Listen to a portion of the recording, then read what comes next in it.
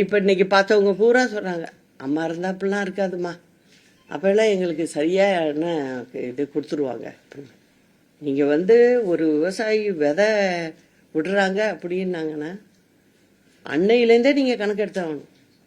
அடுத்தது உரம் எவ்வளோ தேவைப்படும், அறுவடைக்கு எத்தனை நாள்லேருந்து வர ஆரம்பிக்கும், அதுக்கு சிவில் சப்ளைஸ் நடவடிக்கை என்ன, சாக்கு டெண்டர் போட்டு வாங்கி ஆகணும், எவ்வளோ இது வரும், நெல் வரவு எவ்வளவு இருக்கும், அதில் மத்திய அரசுக்கிட்டேருந்து நம்ம ஃபுட் கார்பரேஷன் இந்தியாட்டேருந்து நம்ம பேசணும், எவ்வளவு எடுக்கிறது என்ன ஏதுன்னு பேசணும். நிறைய வேலை இருக்குது.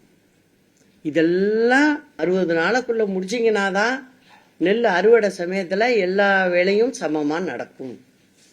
இது எதுவுமே தெரியாமல் இந்த திமுக அரசு திக்கு முக்கலாடிக்கிட்டு இருக்குங்கிறது தான் உண்மை. இது நம்ம டெல்டா மாவட்ட மக்கள் இந்த மாதிரி பாதிக்கப்பட்டிருக்காங்க. அதே மாதிரி ஒவ்வொரு மாவட்டத்தில் வெவ்வேறு பிரச்சனைகள். ஆக மொத்தம் இந்த ஸ்டேட்டில் எந்த மாவட்டத்திலையும் மக்கள் நிம்மதியா இல்லை. அதுதான் உண்மை.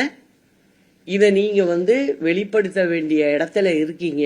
ப்ரெஸ்ஸு முதல்ல போடுங்க. திருப்பி நெருக்கடியெல்லாம் வரும், சமாளித்து தான் வரணும் வெளில. அதை புரிஞ்சுக்கிட்டு செய்யுங்க.